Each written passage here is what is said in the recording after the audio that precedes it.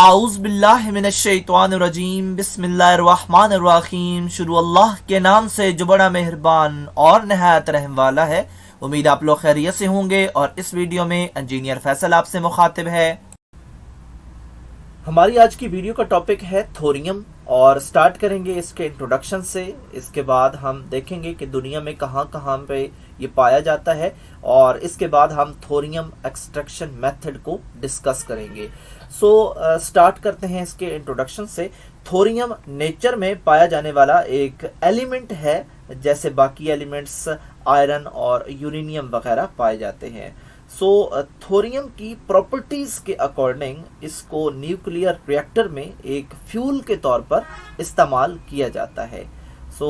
Thorium की मिकदार nature में uranium की मिकदार से ज़्यादा है और ये एक फर्टाइल एलिमेंट है, ना कि ये एक फिजाइल एलिमेंट है।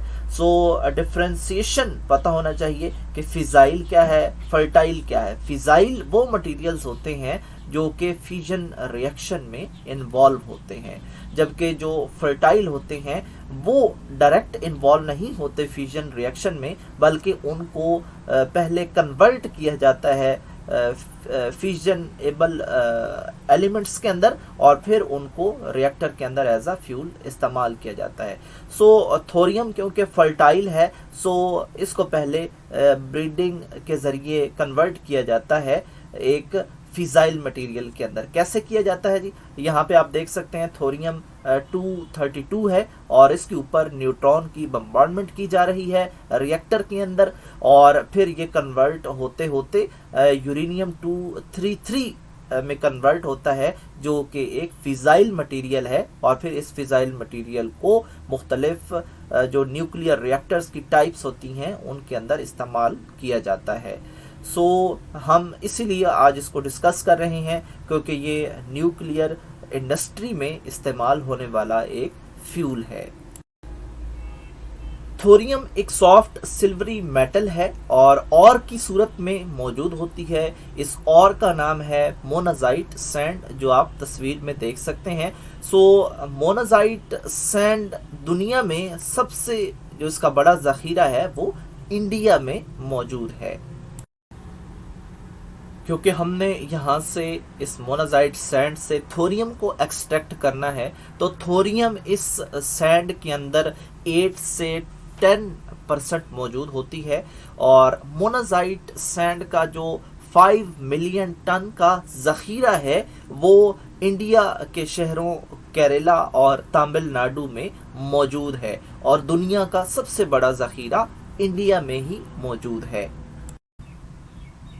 मोनाजाइट सैंड के डिपॉजिट्स दुनिया में Brazil, Ceylon, Australia, Indonesia, south Africa और अमेरिका में मौजूद हैं।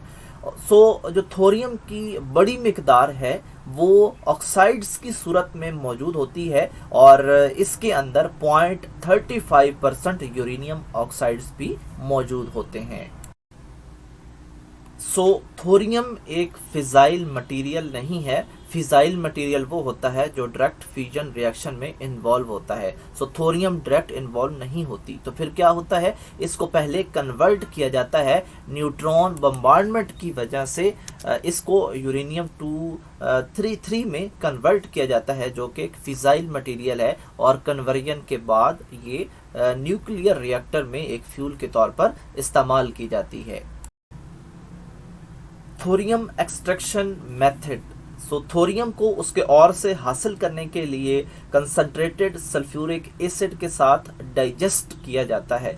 क्यों किया जाता है? क्योंकि मोनाजाइट जो है वो एक रिफ्रैक्टरी और है और इसके अंदर फॉस्फेट और रेयर अर्थ वगैरह शामिल होती हैं और इनकी मौजूदगी उनको मज़ीद प्रोसेसिंग में मुश्किलात का शिकार करती है।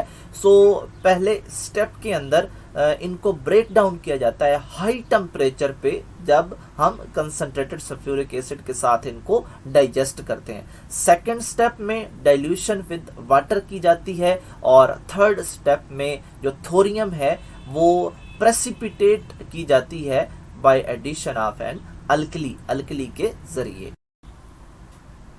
थोरियम को मेटलर्जिकल पर्पसेस के लिए भी इस्तेमाल किया जाता है। जो थोरियम है इसको ट्रांसफॉर्म करना पड़ता है थोरियम हाइड्राइड के अंदर, और उसके बाद हमें थोरियम पाउडर हासिल होता है। कैसे हासिल होता है? At high temperature and in the presence of hydrogen atmosphere. इनकी मौजूदगी में ही ये हासिल होता है। जो थोरियम हाइड्राइड हमें मिलता है वो एक ब्रिटल मटेरियल होता है, और इस ब्रिटल मटेरियल को ईजिली ग्राउंड किया जा सकता है, और इसको जो भी डिजायर्ड साइज का पाउडर बनाना हो बनाया जा सकता है। और इसके लिए कंडीशंस जो है वो वैक्यूम और हाई टेम्परेचर प्रोवाइड करना पड़ता है। थोरियम मेटल स्टील से मिलती जुलती है, लेकिन स्टील के मुकाबले में इसमें कुछ फॉल्ट्स हैं। पहला ये है, इट्स हार्डनेस इज़ कंपैरेटिवली लो। इसकी हार्डनेस कम होती है और स्टील के मुकाबले में कम होती है। और किस रेंज में होती है? ये सिल्वर की जितनी हार्डनेस होती है उस रेंज में थोरियम मेटल की भी हार्डनेस होती है।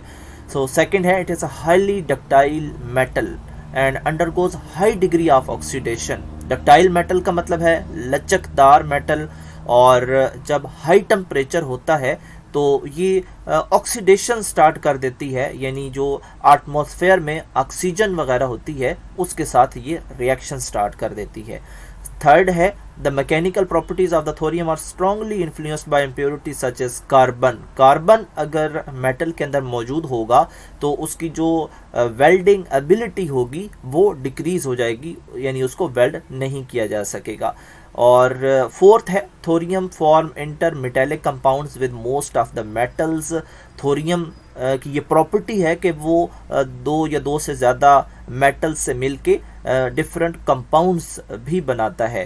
फिफ्थ है, thorium offers a very low resistance to corrosion, यानी क्रोयन के ख़िलाफ़ ये मज़ाहमत नहीं करता in air and boiling water.